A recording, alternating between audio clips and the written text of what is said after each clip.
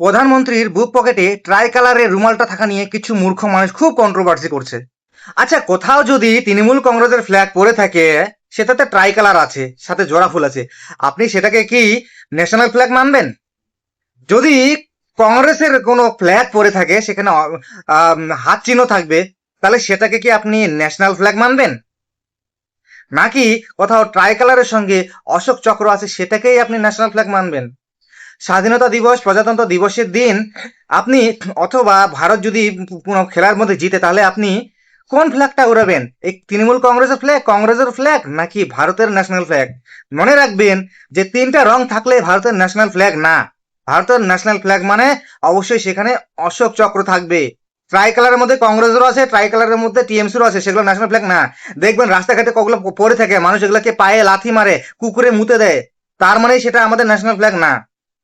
প্রধানমন্ত্রী বুক পকেটে একটা ট্রাই কালারের রুমাল রেখেছে, সেটা নিয়ে এত কন্ট্রোভার্সি, যতগুলা দিমাগি নকশাল আছে এটা নিয়ে কন্ট্রোভার্সি শুরু করছে। এটা নিয়ে কন্ট্রোভার্সি করার কিছু নেই তো, এটা তো ন্যাশনাল ফ্ল্যাগ না। মনে রাখতে হবে, আমাদের ন্যাশনাল ফ্ল্যাগ শুধুমাত্র ন্যাশনাল ফ্ল্যাগ, তার বৈশিষ্ট্যটাই আলাদা, গঠনটাই আলাদা। ন্যাশনাল ফ্ল্যাগের মতন আর অন্য কোনো কিছুই নেই। আমাদের ন্যাশনাল ফ্ল্যাগের বৈশিষ্ট্য অনুসারে কোনো ফ্ল্যাগ এরকম সেম টু সেম তৈরি হবে না।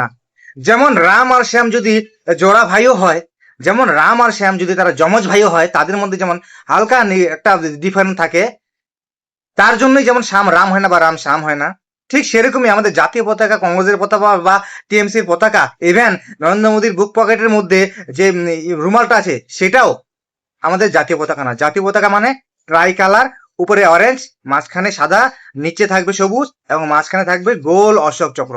সেটাই একমাত্র আমাদের জাতীয় পতাকা। সুতরাং এই যে নরেন্দ্র মোদী মহাশয়ের পকেটের মধ্যে এই ট্রাই কালারের রুমাল নিয়ে কন্ট্রোভার্সি, এটা মূর্খদের একটা কন্ট্রোভার্সি ছাড়া আর কিচ্ছু নাই। সব এগুলো দিমাগি নকশালের ক্রিয়াকলাপ। আশা করি বুঝতে কোনো ভুল নেই। আর আমার কথার সঙ্গে যারা সহমত, অবশ্যই কমেন্ট করবেন আর ভিডিওটা প্রচুর পরিমাণে শেয়ার করে দেন, সেই দিমাগি নকশালদের কাছে এটা যেন পৌঁছায়।